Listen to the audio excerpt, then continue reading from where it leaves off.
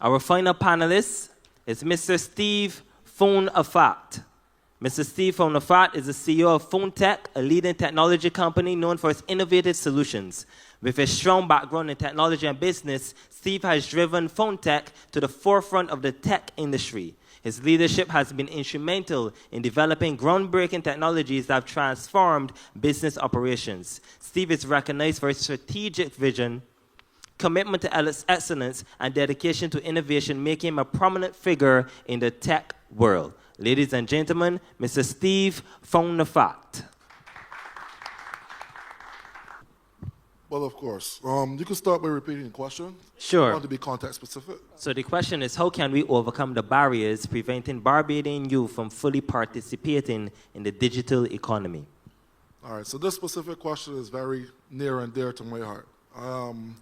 I wasn't requested a bio, so I didn't get to send one. I was a bit of an outcast as a youngster because interest in computers wasn't very popular. When I was in primary school, spent a lot of time inside of the staff room on the computer. Secondary school, wasn't good at art, wasn't good at sports, IT lab, all right? Developing websites, apps, and video games when I was 13. And I have developed apps and video games and websites for companies in Barbados. We've done it commercially, but we've never had recognition. I personally am not, I guess if it was America, I'd be Republican. I believe in less government involvement and more of people and businesses taking responsibility for what they want. It's not hard for a student to pick up their cell phone, download an app, and learn to program Python. Python is one of the most in-demand programming skill sets in the world. NSA, Facebook, the crypto world. You can learn that in a couple of hours from your cell phone. You don't need funding, you don't need resources. Go to a community center, get some free internet, use a phone, learn to program, apply for a job on Freelancer, Fiverr, etc. But I think the barriers come in play in terms of, like I said, more recognition than resources, right? I remember there were competitions, entered one, and then recently, or a couple of years ago, I saw something on television talking about a new program to do video game education in Barbados. I've been doing workshops with the NCF and the government of Barbados probably half my life in video game development, right? So I think recognizing the talent that we have here. I'm not the only one. There are writers here, there are other developers. There was an attempt for the NCF to start an association, but I think that went wrong. But there's a lot of talent here that develop video games, develop apps, develop websites, that are out there in the freelance markets, that develop processes.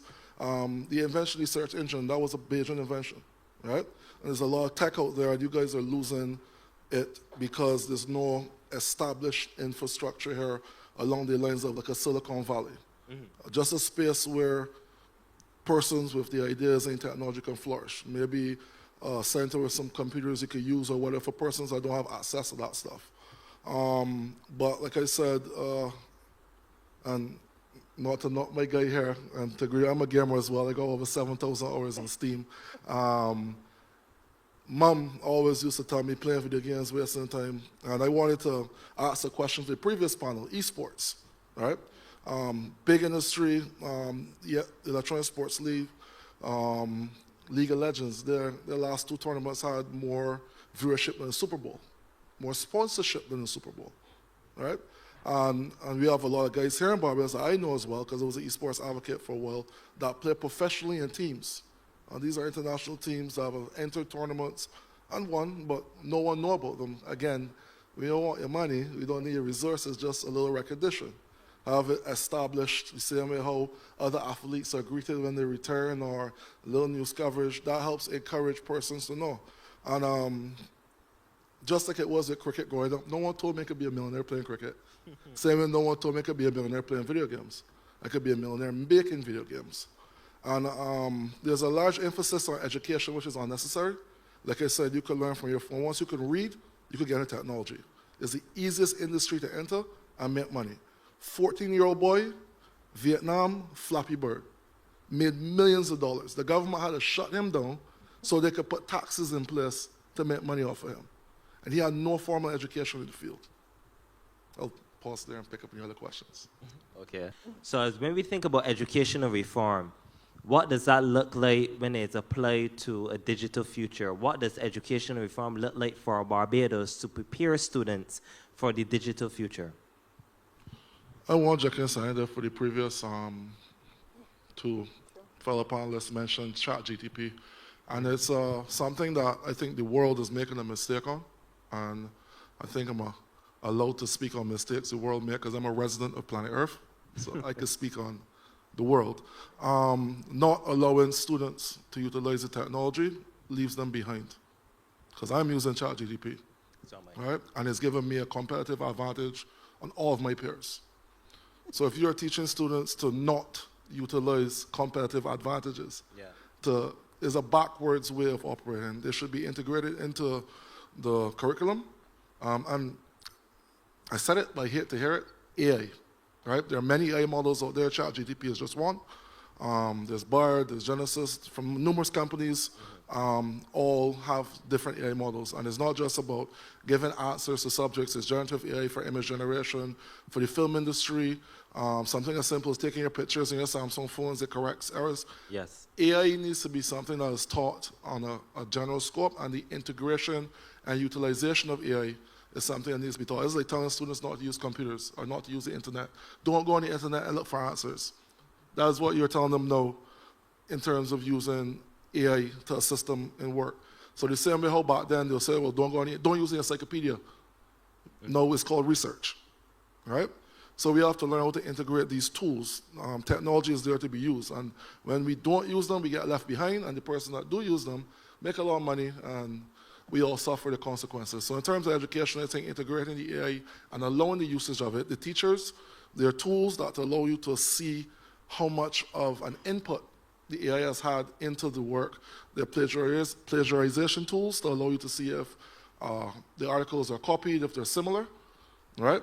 By the end of the day, something as simple as knowing what prompts to use on the different artificial intelligence models to generate the results is a skill set. People pay for people to generate prompts.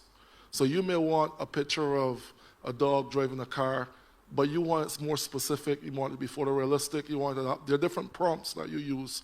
And the prompts go back now to the days of simple language models for programming, right? It comes back around where there's a skill set required to use these AI tools, and it's not just a blank, press a button and you get everything.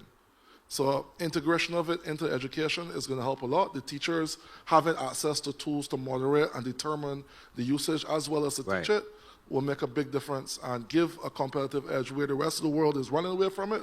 We should be embracing it and using it as a tool to advance ourselves. Okay. I'll respond there real quick, sorry. Okay, I don't no problem. want to be Go ahead. taking up too much time. Two things you said which totally unrelated to what you were saying, but the word market and then usage, right? So for marketing, what that struck in my brain, my head bodies forgetting of things. But realistically, just teaching students how to program, teaching IT and ICT in schools is a waste of time. Again, I have a very negative outlook on education. I don't feel I learned anything in secondary school that prepared me for my life. But realistically, if you're going to teach students programming, you're preparing them to be slave labor. When I hire or outsource to Egypt or outsource to Pakistan, I pay extremely low wages for extremely high amounts of hours of programming work. What students are not taught is how to take that programming knowledge, market, how to run a business, how to do their accounting. The programming knowledge by itself is no use unless you can turn that into a business. So separating technology from business studies is an injustice to the technology students because you just prepare them to be workforce drones. All of the tech CEOs that are big, the education levels are lower than almost all of you, by far.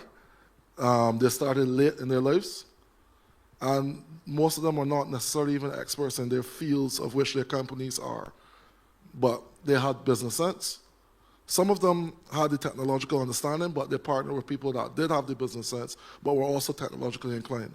The other thing is don't disenfranchise the youth in Barbados. They're not that bad. When I was young, I was special. I was an individual that was inclined to computers. I was naturally good at it. I was one of a kind. I look around, I see a million of me. children. My daughter, automatically, she could pick up she got a remote, and she looking at the TV to see what she pressing and the effect. They can pick their videos from the phones. These are things that back in my time, I would have to get a phone call and go and get somebody remote for them or utilize the phone. So there are a million of me now that have the capacity and the inclination to technology that is not hard for them to break into this field. Right? Like I said, technology is the easiest field to get into and the easiest field to make money with. All you need to do is to be literate. And I want to jump in on drones because you talk about the government not keeping up with why still can't fly my drone? Drone, I mean, is a big industry. Right now, war drives innovation. War is what drives technology. We could be producing some drones and peddling it, and it isn't hard to make. We got a Chinese embassy here, partner with them, bring out a factory, build some drones and sell it. I mean, it's not hard. And for policing, for Coast Guard, for agriculture. And we are here stifled with simple legislation. You can just copy and paste from Canada or the US. We are not special. The airport, that's it. Them got 10 and 12 airports. The drones automatically avoid airports. They avoid certain heights. If you fly over near Grand Islands Airport, you drove it to around, come back. So, I mean, the government needs to keep up with tech. And the government got a million tech departments and divisions and this and that. What were they doing when the website's down? You understand? Simple things, tasks that should be, technology is supposed to be here to make our lives easier. But it feels like a struggle here, not just for the youth, but anybody. Right. We should be training drone pilots from secondary school level, primary school level. You used to have hobbyist airplanes, hobbyist helicopters. Drone pilots should be trained from very young because it's an in-demand field right now. It is. And easy work, and you could work from anywhere. Okay. So, left out there. Want to join in? Do we have any strategies or incubators here that promote or encourage entrepreneurs to go into technological fields? Well, I'm going 40 next year, so I par for young, but back then I know Charles Cyrus was heading up, the acting head, almost his entire career of the National Council of Science and Technology, and he had a lot of positive initiatives that did not see the light of day because of the lack of funding. That is something that needs to be done. Like I said, I'm not sure how to structure it. That's not my field, policy and that sort of stuff, but a Silicon Valley type setup for incubators, and I don't think we need big business to jump into tech or existing business people. I think we need to get a lot of the unemployed persons that are there getting these skill sets, at least being guided in what tools. Can I talk about, you could go and download an app or visit a video, but I didn't tell you which ones. So some guidance there to drive those persons to that, and then some incentive, Same way how we have vocational training, we could do that for, I think our technology skills are so basic, some of them fall on the same vocational level. They don't require much skill set, no diplomas, no degrees, and you can get that done. To what he would have mentioned, I remember submitting a document, proposal for a piece of software, 2 pieces of software, a computer-aided teaching environment and a computer-aided learning environment, long before the rise of AI. This is like 2008, 2009, which would have aided teachers and everything you spoke about, and the students and everything he spoke about as well. That's why he shook his hand. The different type of learning styles you're speaking about, you'll find there are 3 types of students. You have the average student, of which the education system is based around. You have those who are a little bit more intelligent, or far more intelligent, and then those that are a little behind. And as a result, everyone being lumped into the average, you get the more intelligent students being bored. And like my class, we would draw, we would talk, make jokes, labeled as deviant. The slower students that don't understand because it's going ahead too fast for them, they get frustrated. They do the same thing. They're labeled as deviants. Now, none of them benefit from the education because they pull the class.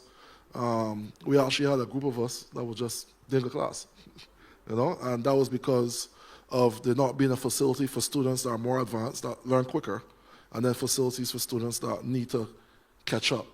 And lacking those things, I think that is a way, as you said, that artificial intelligence could assist teachers and the students in going ahead.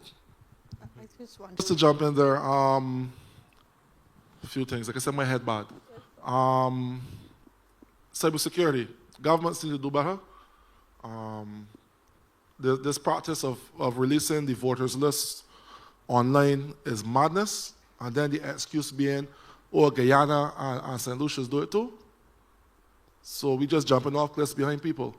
You posting people addresses, the ages, the ID card numbers. Your ID card number is essentially your social security number, being posted in full on the internet for access for free on the government website. This thing met rounds in the dark web. It met rounds on also on nefarious telegrams. And people were even buying them until they realized they could get it for free. And when they have this information from you, then you get those emails about your Nigerian cousin and your Ethiopian uncle. Another thing that I realized this panel is shied away from that I can jump in hard because I'm messing up my living is crypto and the governments. And I don't know if it's that they're following the banks or they don't want poor people to get rich. The reluctance to accept crypto is going to be another situation where we are left behind, mining these big countries, because the US filed their patent for their digital dollar. Right. The central banks trying to do their thing, but all about the people.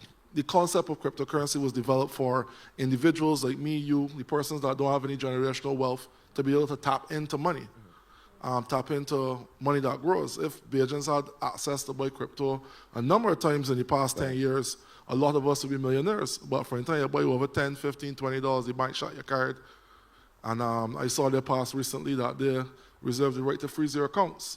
NCF and the NCST have done a good job over the years because we did a lot of programs where I would have taught video game development to a lot of people, a lot of students, and the focus is at-risk use, which is my specialty because, you know, I'm the anti-school guy for the most part.